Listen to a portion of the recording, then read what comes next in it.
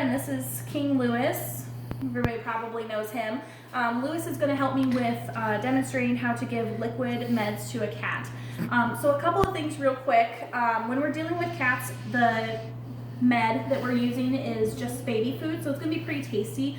When you guys are doing it at home, it may not be as yummy, so just kind of keep that in mind. And basically what we're going to do is I'm just going to show you how a couple different ways to give liquid medications and see if Lewis will participate with me today.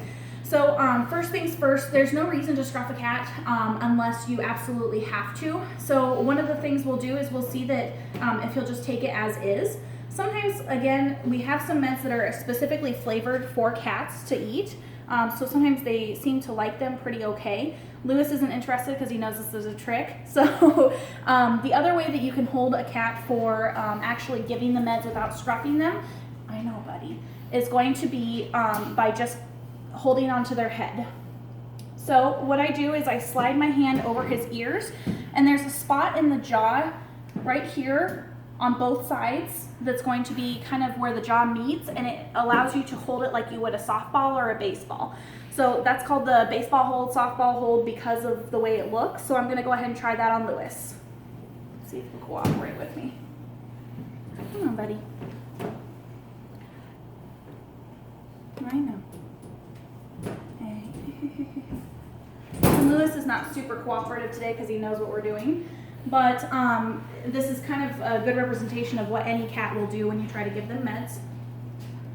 So when you grab them here and you tip their head back, you see that his mouth opens up a little bit and allows a little space there to give those meds. It also gives me control of his head a little bit, but unlike scruffing, it does not immobilize them at all. So we'll see if we can give it here. Usually I insert the tube right behind the canines. It allows them to open their mouth without feeling like I'm shoving something down it. There you go, buddy. Being patient with your cat is important because this is not something that they're typically pretty used to. It is kind of offensive to a cat to have to do this kind of stuff. So we got some of it that time. As you can see, this is really only a great method if you have a very, very tolerant or calm cat. Lewis is pretty tolerant of a lot of things that we do, but he is a young cat. He's got some strength behind him and some spunk. So we'll go ahead and try now the scruff hold. Something you need to know about scruffing your cat, it is not something that hurts them as long as you're doing it safely and you're not using like nails to go into their skin. So basically what you're going to do is there's this loose part behind their ears, kind of where his collar is, that you'll use as the scruff. When you do a proper scruff, the ears should move together just very slightly, but they should not be pulled back like he's having his skin stretched across his face.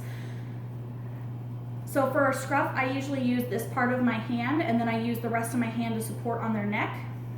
And as you can see, his ears move back a little bit, and his eyes do move back a little bit, but not that much. You can use this now to hold his head and direct it. And usually what I do is I use that to tip his head back and give this med. As you can see, he's a lot more immobile for that process, and it's a little less of a battle for it. A lot of people are scared to scruff their cat, but again, as long as you're doing it properly and you're not doing it like picking them up and holding them by their full weight by it, it is not painful for a cat, it's just annoying. So that's how you give a liquid medication to a cat. Thank you to Mr. Lewis, and next time we'll do something about pilling cats, which will be a little bit more interesting. We'll give him a break for that. Thank you.